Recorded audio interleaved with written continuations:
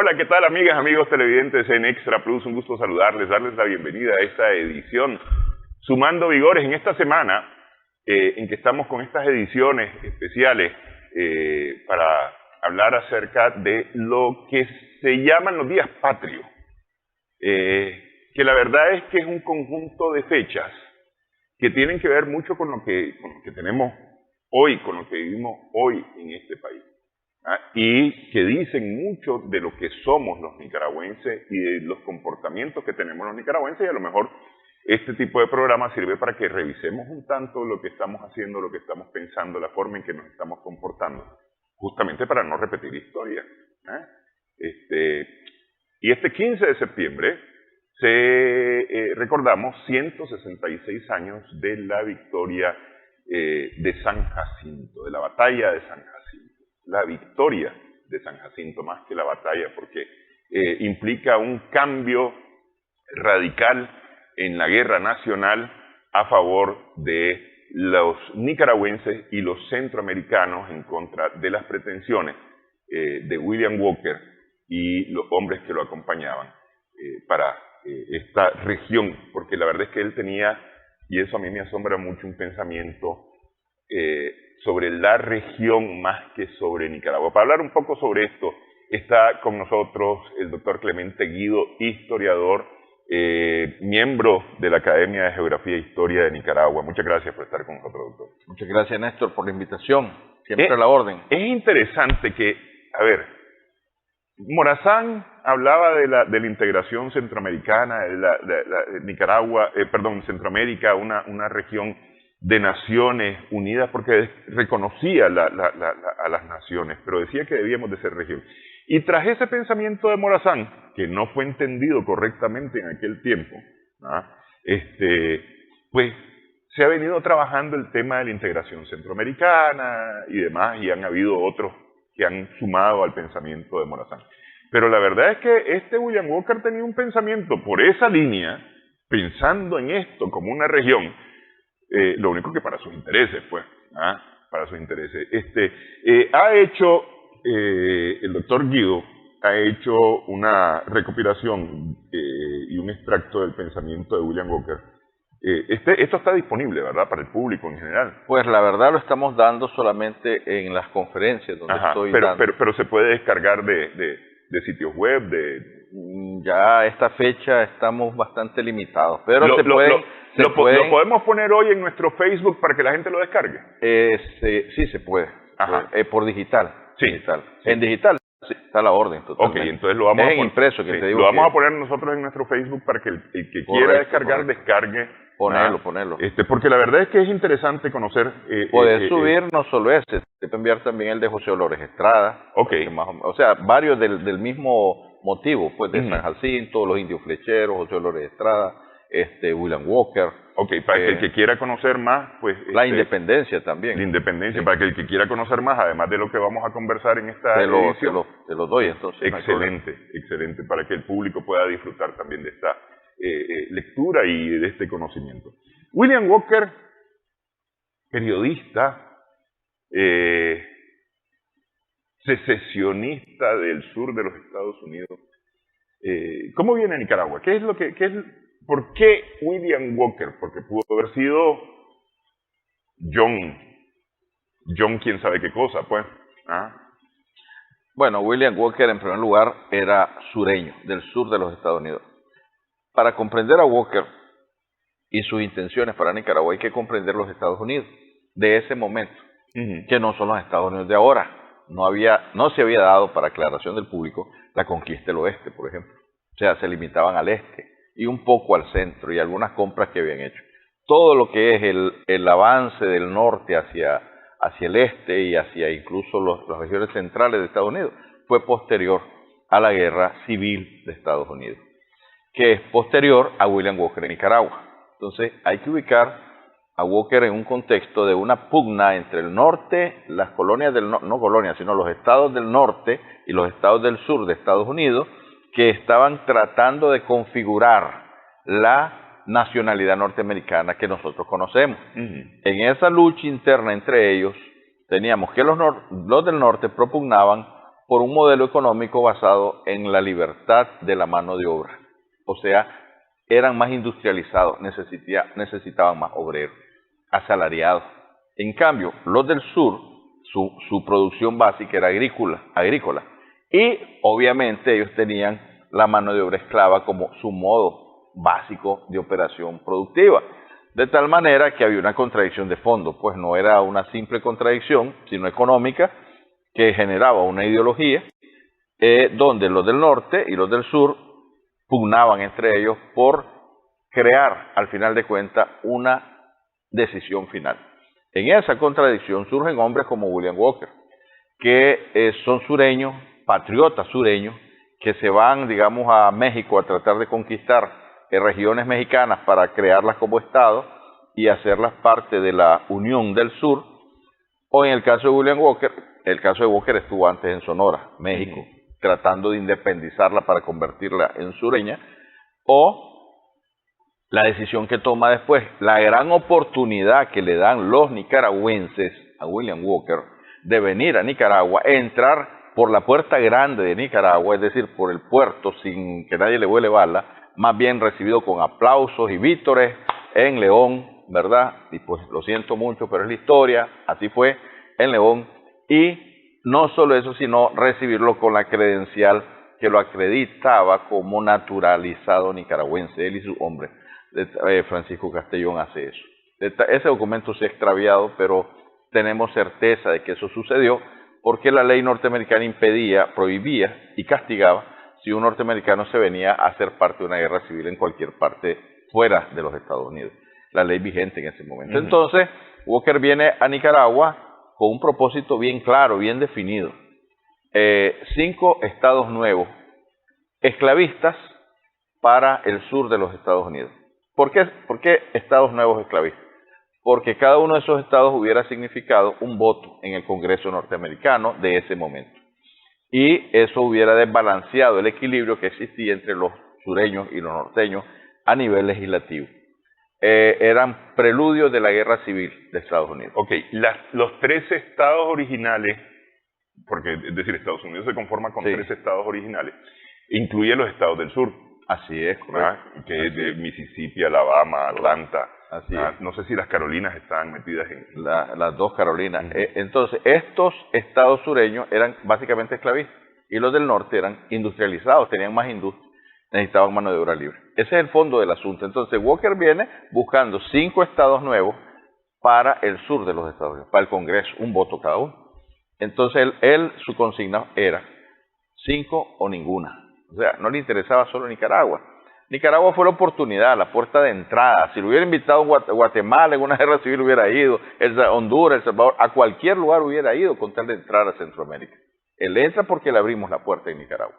Y los que lo invitan creen que viene a favorecer sus intereses locales en una guerra civil que comenzó en 1854, producto de una actitud un poco intolerante del gobernante del momento, don Fruto Chamorro, que manda fuera a los opositores liberales de León, hace la constitución sin ellos y entonces aquellos dicen no reconocemos esa constitución y por lo tanto la guerra, y va la guerra civil, y los Máximos Jerez, y los Castellón, y los Trinidad, etcétera, guerra civil contra los Martínez, los Estrada, los Chamorro, básicamente. Entonces, esta situación genera una guerra civil que comienza en el 54, ya en el 55 está en el apogeo, y en ese momento entra William Walker en junio de 1855. Entra por la puerta grande, por León. Y su primera misión militar asignada no es él como jefe, sino como subordinado de un nicaragüense que se llamaba el Chelón-Valle, que era de Masaya, pero que estaba en el bando leonés. Y el Chelón-Valle recibe instrucciones secretas de parte de Trinidad, otro general del sector leonés, para que se deshagan de William Walker, porque había cierto resquemor de algunos generales nicaragüenses sobre la presencia de este individuo. Dirían los nicas, ese gringo está raro. Ese gringo está raro, mejor déjenlo empantanado. Se van para Rivas, ¿te acuerdas la famosa gesta heroica de Manuel Mungalo en Rivas? Esa gesta se da en el contexto de una guerra civil, no de una guerra nacional. Es la guerra entre los leoneses y los granadinos. Y junio del 55 lo que se da es una batalla entre nicaragüenses, con muchos más que los filibusteros, que eran 52 nada más en ese momento, y los nicaragüenses sobrepasaban ese número, los que iban con ese filibustero, pero no es que él va al mando, él va como subordinado, y además desconoce el terreno, no conoce Rivas, no conoce nada.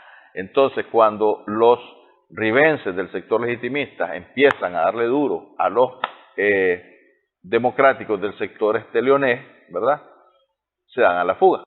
O sea, el Chelón Valle y compañía hincan la yegua y cruzan la frontera hacia Costa Rica, pero dejan a William Walker solo.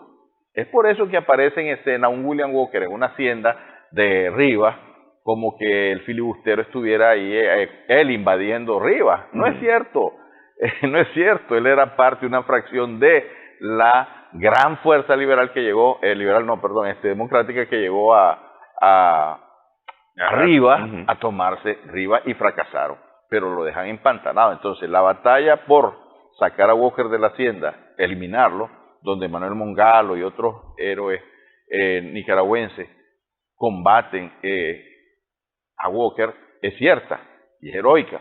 Y yo siempre he dicho que Manuel Mongalo sí es un héroe nacional, porque es un maestro de escuela que toma el arrojo de combatir por la causa de él, por la causa que él tenía, no importa, pero en un contexto de heroicidad donde se demuestra que siempre los humildes son los que dan la vida en estas contiendas, porque ahí no estaban pues los dueños de las haciendas, sino la gente humilde como Emanuel Mongalo. O sea, sin quitarle heroicidad a Emanuel Mongalo, sin quitarle los méritos. Sin quitarle los méritos, reconozcamos que esa es una guerra civil en ese momento lo que se está dando. Y Walker logra escaparse, logra salir y se embarca de nuevo a León. Y al regresar a León le dice a Castellón: yo no vuelvo a ir al mando de ningún nicaragüense.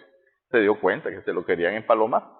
Y la siguiente acción de Walker es otra vez sobre Rivas, pero ya él dirigiendo la tropa de filibusteros y nicaragüenses. Y logra llegar hasta la Virgen, se toma la Virgen, zarpa en barcos hacia Granada, y los granadinos nunca esperaban que nadie los atacara por el puerto. Siempre estaban esperando las invasiones por Masaya, por Managua, Masaya, Nindirí, por la zona de los pueblos, pero nunca por Pidiomo, pero nunca por el lago. De William Walker los asusta el 12 de octubre de 1855. Seguimos en la guerra civil. No es el filibustero invadiendo Nicaragua, no, señores, el combatiente naturalizado nicaragüense por los nicaragüenses. Y se toma Granada. Dicen que sin volar un tiro, no lo creo, pero sí por lo menos con muy poca resistencia, porque no había quien defendiera Granada. Cuando Walker se toma Granada, el padre Vigil y otra gente de ahí lo reciben con vítores también, porque dicen, bueno, llegó la paz, porque se acabó la guerra civil, pues prácticamente al tomarse Granada, se acabó. Tomada la capital. ¿Y qué pasa con los granadinos que estaban en Granada? Pues a rendirse, ni modo, entre ellos Ponciano Corral. ¿Y qué pasa con los granadinos o legitimistas que estaban fuera de Granada? Ahí viene el punto. Estaban en Managua, estaban en Masaya, Nindirí, y los principales, como el general Tomás Martínez, José Dolores Estrada, se van hacia el norte. O sea, dejan Managua, cruzan el lago y se internan hacia las montañas Matagalpinas. Y durante algunos meses, estos hombres que no aceptaron a Walker, que no aceptaron la derrota de Granada, se convirtieron en la única esperanza que tenía Nicaragua de enfrentar a un Walker que iba a sacar las uñas tarde o temprano. Y estos señores que se fueron al norte en primer lugar estuvieron refugiados por las comunidades indígenas Matagalpa. Son ellos quienes les dan refugio en las comunidades. Allá anduvieron, escondidos, por unos meses, un par de meses nada más. Todo esto fue rápido. Y después crean, ya en Matagalpa y en la región norte de Nicaragua, el ejército del Septentrión, que va a enfrentar a William Walker, a los leoneses y a los granadinos que andaban aplaudiendo a Walker. La historia cambia ahí. Tenemos en el norte un ejército digno, digamos. En cambio, en el Pacífico, los leoneses nombran a Patricio Rivas como presidente, William Walker lo reconoce como el presidente, y adivina qué, a William Walker lo nombran jefe único del ejército único de Nicaragua. Desde noviembre, diciembre del 55, enero, febrero, marzo, abril, mayo, junio, 8 meses, jefe reconocido por la presidencia de Nicaragua de Patricio Rivas. No hemos llegado a la guerra civil, a la guerra nacional. Ya se acabó la guerra civil, pero hay una resistencia en el norte, no olvidemos eso. Y Patricio Rivas y compañía están tranquilos mientras él es presidente. Cuando se voltean a William Walker, ellos. Cuando William Walker dice, bueno, los acuerdos del año pasado eran que iba a haber elecciones libres, tiene que haber elecciones libres. Entonces dice, vamos a convocarlas. El jefe del ejército convoca elecciones. Los leoneses le dicen, eso no es, calmate, esa no es tu potestad. Esa no es tu potestad, no, es que ustedes no quieren. Entonces tienen derecho los granadinos, todos los nicaragüenses, y como yo soy nicaragüense, también tengo derecho. Convoca elecciones, lanza su candidatura, y los únicos armados oficialmente en ese momento son los filibusteros, que son los soldados del ejército único. Del ejército único. Y por lo tanto, pues él ganó las elecciones, punto, se acabó el asunto ya. William Walker, electo presidente de Nicaragua. Y desconocido a partir de entonces por los leoneses que lo aplaudieron antes, por los democráticos que lo aplaudieron, los granadinos, que algunos por sobrevivir y otros por conveniencia y otros porque les encantaba vender a la patria, pues lo habían reconocido, ¿verdad? Entonces ahí ya se volvió el chico malo y da risa leer el comunicado oficial del presidente Rivas donde lo declara una amenaza para Nicaragua. No lo era los 9 meses anteriores, que fue jefe del ejército nombrado por él. O sea, es la hipocresía de la clase política nicaragüense de ese momento y que definitivamente da hasta risa por un lado y vergüenza por el otro. ¿Y qué pasa después? Entonces sí, todos pues contra Walker. Pero los del norte ya habían estado desde el comienzo contra Walker. Y por eso vemos a un José Dolores Estrada como reacio un poco al pacto prudencial del 12 de septiembre, porque el 12 de septiembre se reúnen en el Sauce. ¿Quiénes se reúnen? Representantes de los gobiernos y ejércitos de Guatemala, El Salvador, Honduras y Nicaragua. Ok, pero ¿por qué se mete Centroamérica? Es decir, el pleito está en Nicaragua. Hagamos la pausa, porque ese es el momento en que se convierte en la guerra nacional. Centroamericana. Porque, a ver, yo he entendido todo el tiempo que es la guerra nacional, porque es la guerra de las naciones centroamericanas en contra de William Walker. Ese momento es el momento del inicio de la guerra nacional, o de la conversión de la guerra civil, del enfrentamiento civil, que permanecía todavía, aunque tal vez en muy baja intensidad, porque yo supongo que han de haber sido algunos focos de resistencia. En el norte, ¿no? En el norte principalmente, y empieza ya la guerra nacional. Vamos a hacer pausa en esta conversación con el doctor Clemente Guido.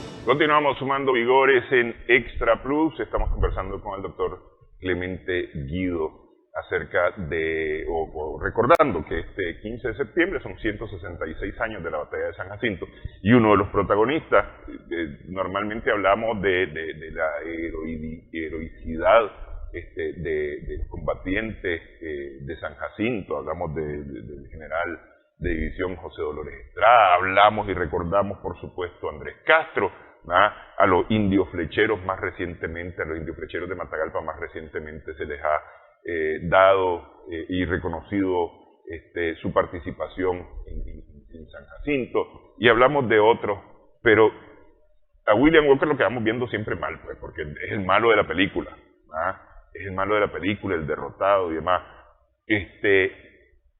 Se llega a convertir presidente de Nicaragua. ¿Hay datos acerca de esas elecciones, de la cantidad de votantes?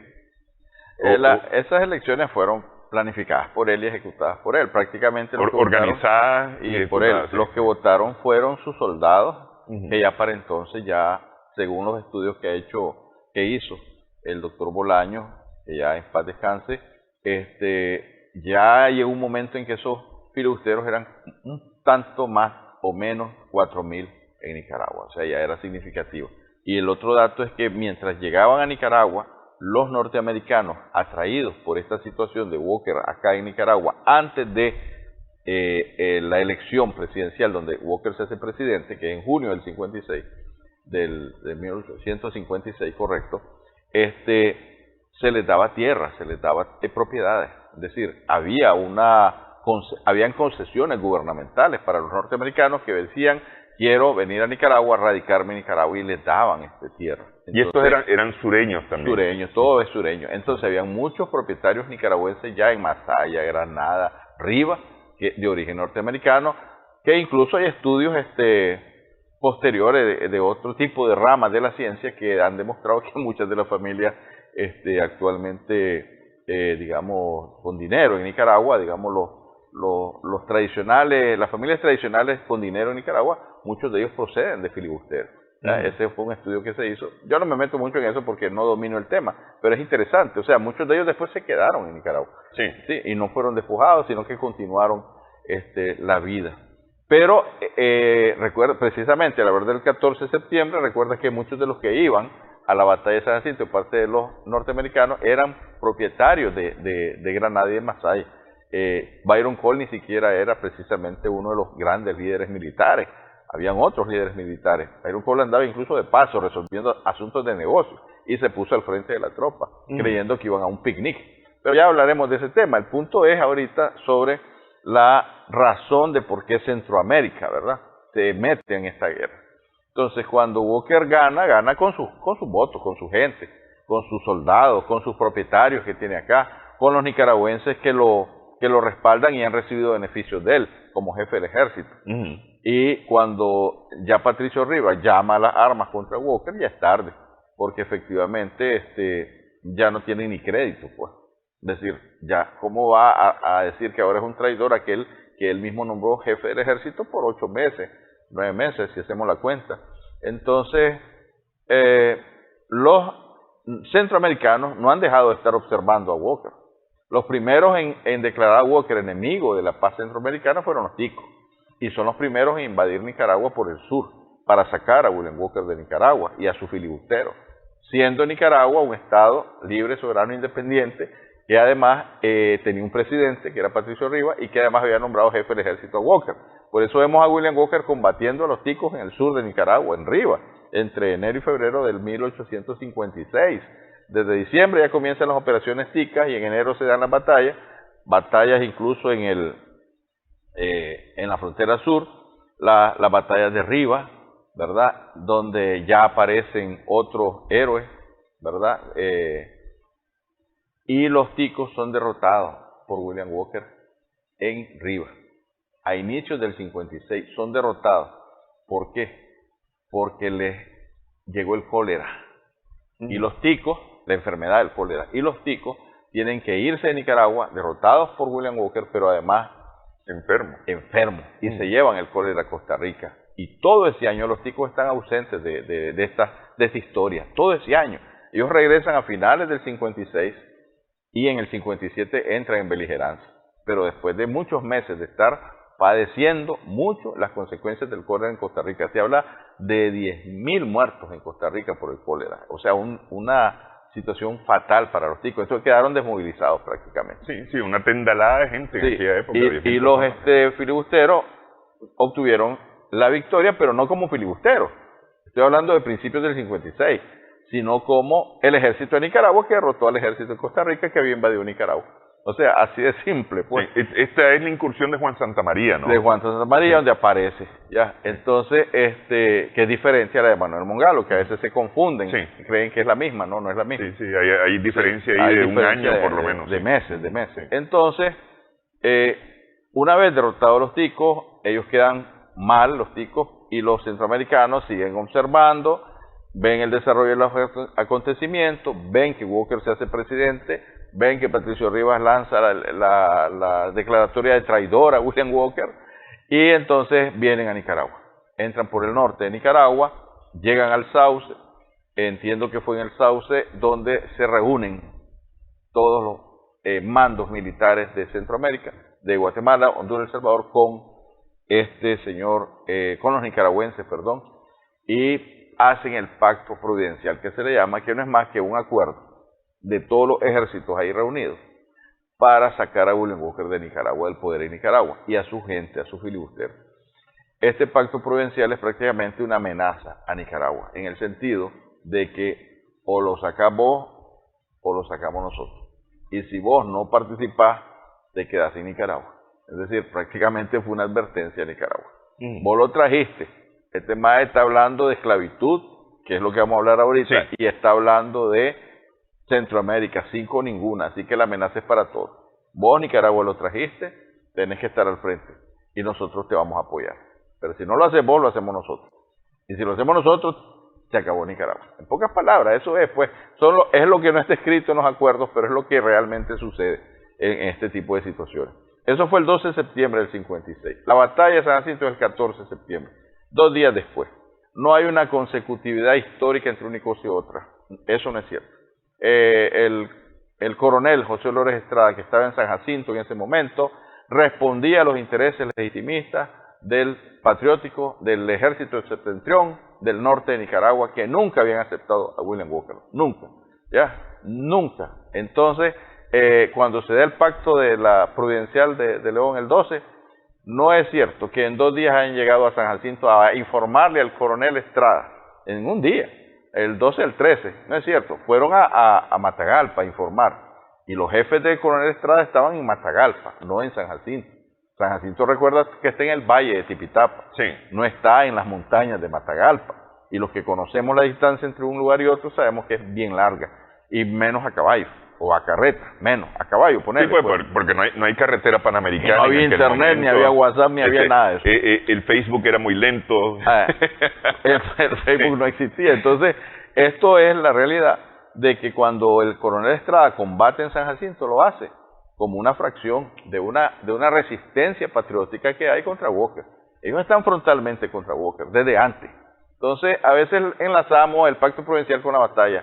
Pero la verdad es que no hubo esa relación directa. Lo único que hay es una relación cronológica de días. Porque ocurre de esa manera, claro, pues. Pero sí es cierto que la batalla de San Jacinto significó el inicio de la derrota de William Walker. Porque sí, la apaleada en San Jacinto fue continuada por más apaleadas contra William Walker y su gente, que yo siempre digo, ¿por qué en Masaya no conmemoran la gran victoria de los nicaragüenses, que ya estaban ahí los ejércitos centroamericanos presentes contra William Walker en Masaya? En octubre lo sacan de Masaya, porque él se atrinchera en Masaya, pierde Masaya, se va para Granada, donde tiene su plaza principal, va a perder Granada en noviembre por los ejércitos que lo están acechando, o sea, la unidad centroamericana, y él pierde y en un despecho de esos increíbles, ordena a uno de sus generales más importantes, que queme Granada, incendia en Granada. Este general,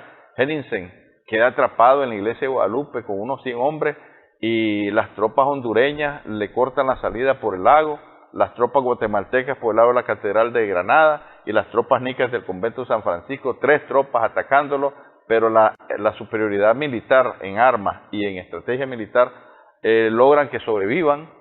Walker manda un barco de hecho él se asomaba en barco para ver dónde estaba Henningsen, y cañonean a los hondureños. Muchos hondureños dejaron su vida en la costa del lago de Granada. A mí me dijo una vez el compañero historiador Orien Bolívar que él sabe dónde hay una fosa común de hondureños y dijo deberíamos construir un monumento ahí. Sí. Y el general Mariano Paredes, expresidente de Guatemala, muere en ese combate de Granada contra los filibusteros, está sepultado en una casa privada de la Catedral de Granada, a la parte de atrás, ahí sería hacia la montaña, hacia el volcán, digamos, unas 4 cuadras. Yo estuve una vez en esa casa, no pudimos hacer la excavación arqueológica, pero la tradición dice que ahí está sepultado, y muchos guatemaltecos también con él en ese sector, porque murieron muchos guatemaltecos, muchos salvadoreños, muchos hondureños, y los nicaragüenses ya no se diga, en esa acción de sacar a los filibusteros de Granada, después de que le pegaron fuego a Granada.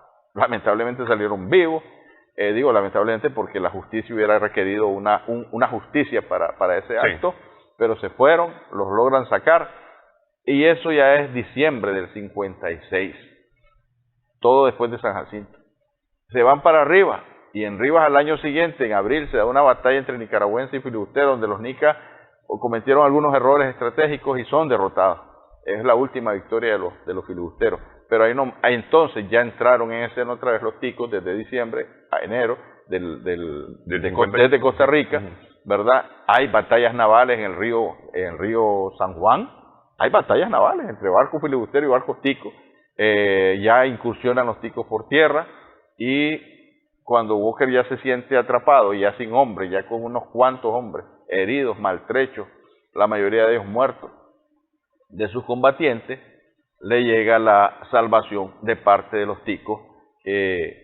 Uno de los representantes de Costa Rica decide, con poder, que William Walker pues se vaya de Nicaragua.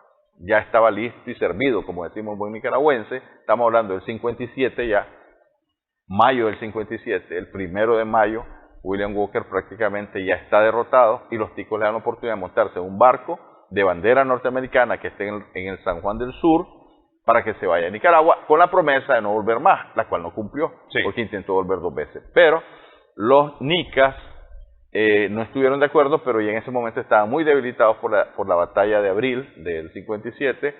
Los salvadoreños no habían llegado a Rivas, porque si han llegado, lo fusilan, y los hondureños también estaban maltratados por la batalla de Granada. Entonces, se va. Pero es decir, en algún momento yo escuché que hubo la intervención del gobierno norteamericano que pidió respetar la vida de William Walker y permitir justamente que saliera. Es que no es el gobierno el que participa en esto, es el capitán de la fragata del barco, de bandera norteamericana que estaba en... ¿No es un barco militar? No, es un barco comercial, entiendo yo que era un barco comercial, y el capitán intercede por Walker. Los yanquis fueron muy cuidadosos en este tema, los yanquis como gobierno no se metieron a condenar a Walker, pero tampoco a facilitarle cosas. Estaba prohibida la intervención de norteamericanos en Nicaragua. Bueno, pero en Centroamérica. Pero en los 80 estaba prohibido también el financiamiento a grupos irregulares. Bueno, pero digamos, son otros tiempos. Recuerda que en ese momento internamente Estados Unidos no era uno, estaban divididos.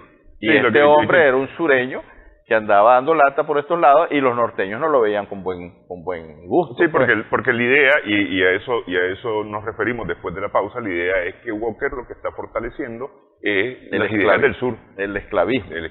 Las políticas esclavistas sureñas. Eso es lo que él vino a hacer a Nicaragua, y por eso vamos a leer un par de pensamientos de él para que las personas que nos están viendo ahorita conozcan qué pensaba William Walker, porque el otro problema es que hablamos de él, dejémoslo hablar. Sí, porque lo que hemos dicho es que es esclavista, que puso el inglés como idioma oficial. Al escucharlo vamos a saber que realmente lo es. Porque él escribió un libro. William Walker escribió un libro unos meses antes de ser fusilado en Honduras, casualmente. En 1860, el 12 de septiembre también, William Walker es fusilado en Honduras por los hondureños, en su intento nuevamente de regresar a Nicaragua. Capturado y Pero fusilado. En marzo de ese año, él escribe un libro y lo publica en Estados Unidos. Se llama La Guerra en Nicaragua, que es un testimonio de él de la guerra en Nicaragua. Cómo vio él la guerra, cómo vio a los actores, a los protagonistas. Él nunca habla de él en persona primera, sino en tercera. Él dice el general William Walker, y es él el que está escribiendo, pues, por un lado. Y por otro, él ahí, en el capítulo 6, creo que menciona su ideario. Y de ahí yo he retomado, precisamente en este pequeñito folleto, chiquitito pero explosivo, porque aquí están 14 puntos del ideario de William Walker que yo quisiera compartir, por lo menos unos 3, y ahí nos vamos a dar cuenta de lo que pensaba realmente este hombre. Sí, ok. Vamos a hacer la pausa para que hablemos acerca de esto. En esta edición estamos sumando vigores.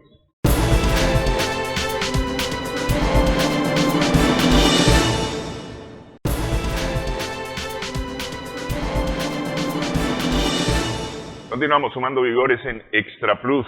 Se elige presidente y William Walker o toma una serie de decisiones ejecutivas que tienen que ver con lo que él pensaba. Este pensamiento de William Walker, él viene aquí con este pensamiento, es decir, Yo entendería que parte de él sí, por cuanto, es decir, aquí refleja el pensamiento sureño de los Estados Unidos, el pensamiento esclavista de los Estados Unidos, en parte, ¿no? Del sur, sí. Pero además, ya está el pensamiento expansionista del sur de los Estados Unidos, que ya dijimos, las razones que hay, es decir, buscar elevar la cantidad de votos a favor del sur en el Congreso de los Estados Unidos. Él trae esta idea desde que viene, es decir, aquí voy a hacer esto. Sí, no, él viene claro de lo que trae, él trae su objetivo, ya lo había intentado en Sonora, México, fracasó, y ahora lo estaba intentando en Centroamérica, es decir, no es nada nuevo. Él plasma sus ideas ya después de todo lo que ha vivido, pero las plasma en un libro que se llama La Guerra de Nicaragua, escrito en marzo, publicado en marzo de 1860. Recordemos que él es fusilado en Honduras en septiembre 12 de 1860, o sea, sí, unos meses antes de ser fusilado, él escribe el libro. Pero ese libro lo que refleja es lo que él, su causa prácticamente, el por qué tanta guerra, por qué lo que quería hacer. Y encontramos una frase de él muy clave que define su política como la doctrina del regeneramiento centroamericano. O sea, hay que hacer una regeneración de Centroamérica. ¿Y en qué consiste eso?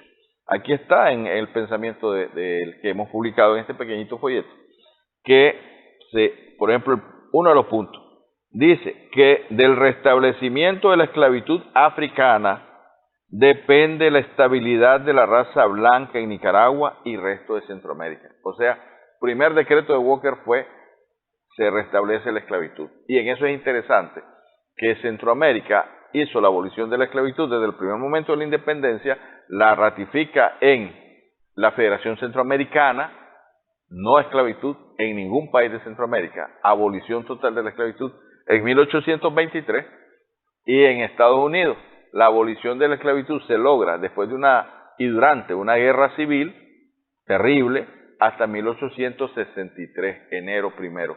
¿Qué quiere decir eso? 40 años antes de que en Estados Unidos se aboliera la esclavitud, se había abolido en Centroamérica. Y viene William Walker a querer restablecerla en 1856, y lo hace. Su primer decreto como presidente de facto es restablecimiento de la esclavitud en Nicaragua. Y está reflejado en su pensamiento y le llama doctrina del regeneramiento centroamericano. O sea, que para que la raza blanca de Nicaragua y el resto de Centroamérica sea estable, requiere esclavos negros, punto. Segundo, la raza mestiza, o sea, nosotros, los demás, la mayoría de Nicaragua, es una maldición heredada por la corona española en sus dominios continentales americanos y la perdición de Nicaragua. Claro, él estaba viendo a los mestizos, que son los que lo trajeron, y dice, estos más son la perdición. Entonces están matando. Entonces están matando, son la perdición de Nicaragua. Sí. Entonces dice, por lo que debe destruirse su poder político y económico. O sea, dejarlos totalmente sin poder político y económico. Y se refería a todos los líderes políticos del momento, de ese siglo, ¿verdad? De ese año. Y dice, son una maldición. Y después dice que el indio de Nicaragua es trabajador, fiel y dócil. Por lo tanto, tiene un lugar en la nueva organización social, porque no aspira al poder político y solo pide protección para el fruto de su trabajo. Se equivocó en cuanto a lo que el indio de Nicaragua es fiel y dócil, porque en San Jacinto los indios flecheros Matagalpa le dieron una gran tunda a los que no son dóciles. Sí. Posteriormente en Masaya también los indios de Monimbó le dieron una gran tunda, participaron en la sacada de Walker de allí, y ya no digamos pues las comunidades indígenas de Rivas, que también participaron en la guerra contra William Walker. Entonces, equivocado Walker sobre el tema de los indígenas, pero bueno, eso creía él, que era dócil, que era fiel, y que por lo tanto, y además no aspiraba al poder político. Tal vez en eso tenía razón, que no aspirara al poder político porque había sido, unos siglos antes, avasallado por la conquista española, había sido prácticamente aniquilado, y había sido negado su acceso al derecho al poder político. También al poder político y al poder económico. Y al económico, por supuesto, haciéndolo agentes productores del país. Sí. También dice Walker que, vamos a leer otro de los aspectos, sobre la Unión Centroamericana, de la que referías al inicio del programa. Dice en uno de los puntos Walker, más que una anexión centroamericana, una anexión, más que eso, dice, a los estados del sur de la Unión, los nuevos estados esclavistas de Centroamérica, o sea, Guatemala esclavista, Honduras esclavista, Nicaragua, todos esclavistas, dice, serían un elemento nuevo que iba a influir en las políticas internas de la Unión Americana, lo que hemos hablado, norte-sur, ligando a Nicaragua como si fuese uno de esos estados sureños, como si fuese uno de los estados sureños, creando una extensión territorial de los estados sureños que impediría el avance de las políticas del norte hacia el sur, o sea, las políticas emancipadoras de abolición de la esclavitud. Si el sur desea implantar sus instituciones en América tropical, debe hacerlo antes de que se celebren tratados que embaracen su acción y embarguen sus energías. Tenía temor de que los norteños firmaran acuerdos con los centroamericanos a propósito después de la presencia sureña en Centroamérica. De tal manera que recordemos que también estaban los ingleses en juego en esto. Los ingleses tenían intereses en Nicaragua, Vanderbilt, compañía, todas las cosas de la ruta interoceánica, el Caribe de Nicaragua. Los ingleses tenían intereses y no apoyaban a los sureños, tampoco a los norteños, ellos querían sus propios intereses. Entonces, pero el hecho es que esto era un paso importante, es decir, Nicaragua era un paso importante del este hacia el oeste. Es tan importante que en uno de los puntos Walker dice que hay que abrir relaciones con Francia para facilitar el ingreso de mano de obra esclava en el desarrollo económico de Nicaragua, principalmente referido al establecimiento de la ruta interoceánica por el río San Juan. ¿Por qué Francia? Porque eran los que andaban buscando esa ruta. Recuerda que el canal de Panamá inicia con el esfuerzo francés y mueren, según lo que he leído, más de 20.000 franceses en Panamá, pero eso en el siglo siguiente. Pero en este siglo ya andaban buscando. Ellos enviaban exploradores, enviaban gente a ver dónde se podía. Y Nicaragua ya estaba vista como un potencial canal. Entonces Walker no es tonto, él dice, hagamos alianza con Francia, ellos los sureños con Francia, contra los ingleses, ¿verdad? Y tenemos una potencia a favor nuestra. O sea, el tipo no es ningún tirabala, por decirlo de una manera efectiva. El tipo tiene una estrategia, está claro de lo que quiere. Por eso, y lo voy a decir, en Estados Unidos, en un estado sureño del sur de Estados Unidos, estoy queriendo recordar el nombre de este estado, porque se me olvida siempre, donde sale el río Mississippi y es una comunidad negra bastante fuerte. ¿En Alabama? No. Bueno, ahí Missouri. No, tampoco. En un estado sureño del Golfo, él tiene una placa y dicen que un monumento. Yo no he visto el monumento, pero la placa sí la he visto. Ya, la he visto en internet. Y dice William Walker, héroe. O sea, es un héroe para los sureños, porque lo era, efectivamente. Esto lo demuestra, pues, desde la ideología de ellos, era un héroe para ellos. Sí. Y estaba respondiendo a los intereses. Bueno, yo he visto publicaciones más o menos de aquella época donde efectivamente se enaltece la labor de William Walker en Centroamérica a favor de los estados del sur. De los esclavistas, así es. Por eso es que para nosotros no es un héroe, es un antihéroe. Pues. Es alguien que nos quería cambiar totalmente en el sentido de que hubiera esclavitud, cosa que la habíamos derogado desde 40 años antes que Estados Unidos. Quería que los mestizos prácticamente desaparecieran de la faz de la tierra y quería que los indios pues colaboraran fraternamente, pues, pero tampoco sin acceder a ningún derecho ni poder. Blancos en Centroamérica como tal, ¿quiénes eran? ¿Los criollos? Ellos eran los blancos. Los criollos no estaban incluidos ahí, los españoles pues. Mira, si nuestra gente ya estaba súper combinada, mezclada. O sea, el mismo José Dolores Estrada no era blanco. Es decir, hay mucha descendencia nuestra ya de combinaciones entre negro africano, negro español e indígena. O sea, difícilmente vas a hallar esa raza blanca de la que habla Walker y compañía en Nicaragua o en Centroamérica. Es decir, también en Guatemala un poco más. Los blancos eran importados prácticamente. Prácticamente eran pocos. Y Walker sí, lo que traía eran sureños blancos. Y a eso se refiere él.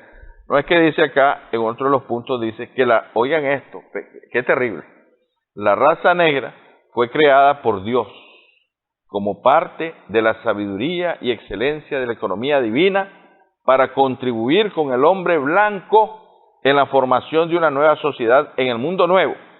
Por lo tanto, la esclavitud es normal en la sociedad americana y quienes se oponen a esta son enemigos de la única forma original de civilización americana, papá. ¿Está claro? Sí. O sea, Dios hizo al negro para que le sirviera al blanco, punto. Esa mentalidad es la que traía este hombre.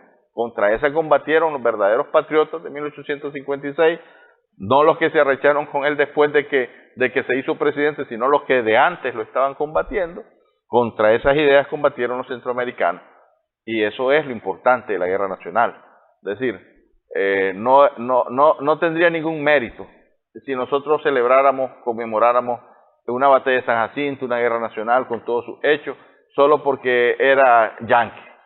Eso no tiene ningún mérito, porque era un yanqui esclavista, porque era un yanqui que quería hacer de Nicaragua, Centroamérica, un emporio del esclavismo. Era retroceder en la historia de Centroamérica, que 40 años llevamos de avance sobre política de igualdades de derechos sobre los Estados Unidos de Norteamérica. Entonces, ahí radica la importancia. Pero para él, obviamente, su gente eran mártires y penitentes de la causa de la civilización del sur, lo dice en su libro. Dice que el sur debe honrar la memoria de los que abandonaron sus hogares y dieron la vida por los intereses del sur en Nicaragua. Sí, es decir, él está hablando de sus hombres ahí. De sus hombres, sí, así es. Sí. De sus hombres y de quienes se unen a su causa. Y los que se unieron a su causa, sí. que también hubo extranjeros, no solamente norteamericanos, habían de otros lugares, algunos cubanos. El doctor Arellano ha identificado algunos cubanos presentes en las tropas de Walker, en los mandos, otra gente que tenía la misma mentalidad esclavista. Recuerda, no se limitaba al sur, pues, sí, de los Estados Unidos, sino al esclavismo como idea. Y eso es lo que se luchó en Nicaragua, una lucha entre el esclavismo y la libertad del hombre frente al esclavismo, que todavía era una realidad. Y recordemos, Estados Unidos y el sur mantuvieron una política sectaria para el hombre negro todavía hasta los años 50, las grandes luchas civiles de los años 40, 50, ¿qué son? Sino reflejos de algo que casi 100 años antes habían estado peleando y hasta 1863 logran la emancipación de los negros, pero en la ley, pero en la realidad el sur siguió marginando a los hombres y mujeres negros. Ya no eran esclavos, pero el apartheid en Estados Unidos fue una realidad, no sí, solo en América del Sur, en África del Sur, sino en Estados Unidos. Y ahí salen los grandes hombres, Martin Luther King, dando su vida precisamente en esas luchas, y otra cantidad de héroes, hombres y mujeres norteamericanos, negros, luchando por su derecho en Estados Unidos. Esta historia no terminó en 1863, 1 de enero, con la emancipación de los negros en Estados Unidos. Esta historia continuó, pero esta historia tuvo un capítulo importante en Centroamérica, y eso es lo que debemos conmemorar con San Jacinto, o sea, con la guerra nacional del 56-57. La emancipación tuvo primero su victoria en Centroamérica, antes que en Estados Unidos. Ok. A ver, un tanto de este pensamiento nicaragüense y de este pensamiento de Walker ha persistido hasta nuestra época. Porque es decir, todavía hay un pensamiento nicaragüense de buscar afuera quien venga a solucionar los problemas de Nicaragua. Porque esa fue la idea con Walker. Traer de afuera a un Superman, a un caballero campeador que defendiera los intereses del que lo estaba llamando. Esa es un tanto la idea. Lo vemos más tarde, a inicios del siglo XX, con el levantamiento en el que cae Celedón. Celaya mismo. Celedón. Y con Sandino. Y lo vemos con Sandino. Pero con Sandino me parece a mí que, a diferencia de las anteriores, justamente ahorita septiembre es el mes, el 2 de septiembre recordamos la fundación del Ejército Defensor de la Soberanía Nacional, de 1927. Sí.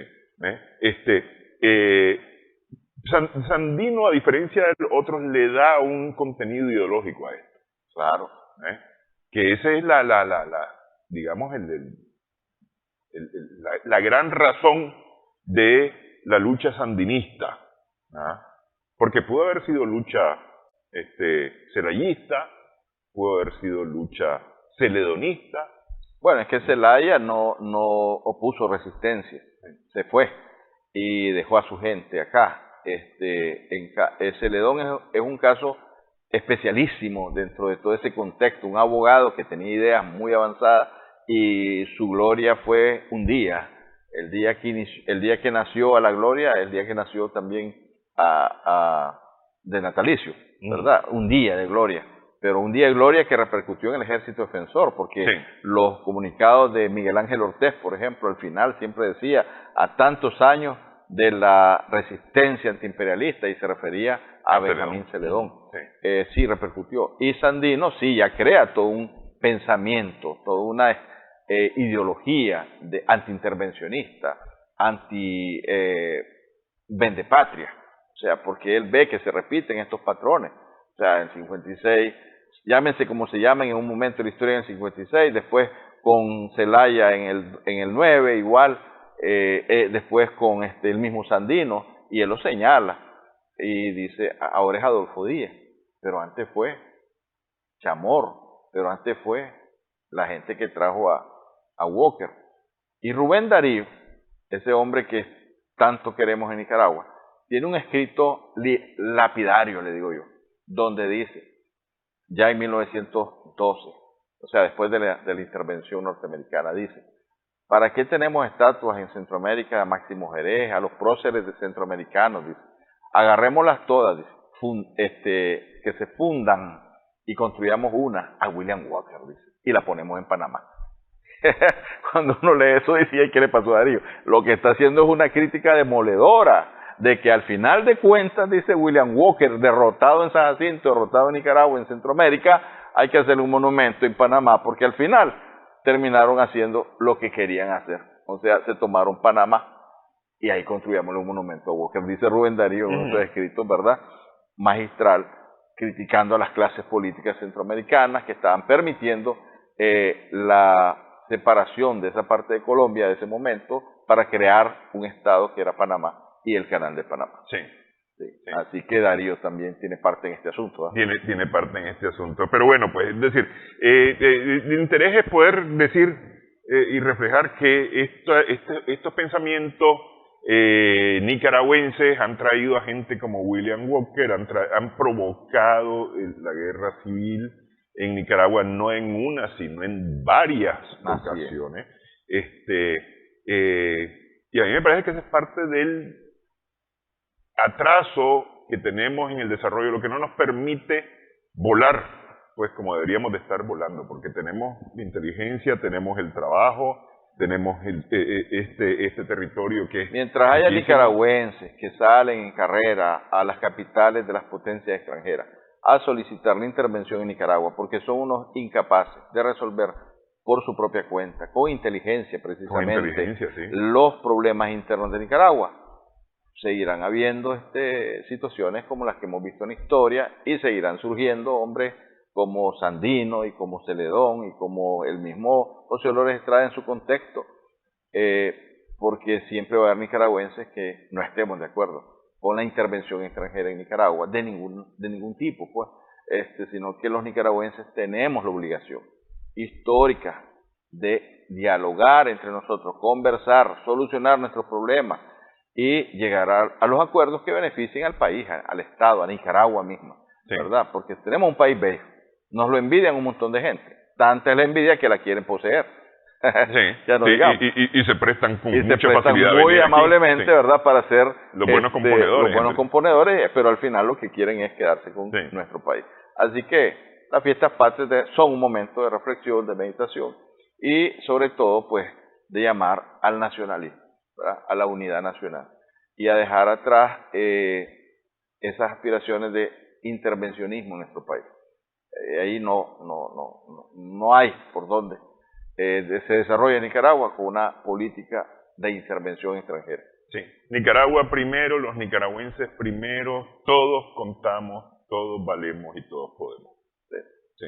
Gracias, doctor, por esta platicada en esta semana, en estos días en que estamos recordando todo esto, 166 años, y a ver, en un cruce dije 14 de septiembre, 166 años de San Jacinto, pero son estos hechos los que conducen a San Jacinto y conducen a lo que celebramos hoy día o a lo que recordamos hoy día. Muchas gracias. A ustedes. Gracias también a nuestras amigas, amigos televidentes por su sintonía en esta edición Sumando Vigores. Continuamos en las celebraciones de las fiestas patrias en Éxodo.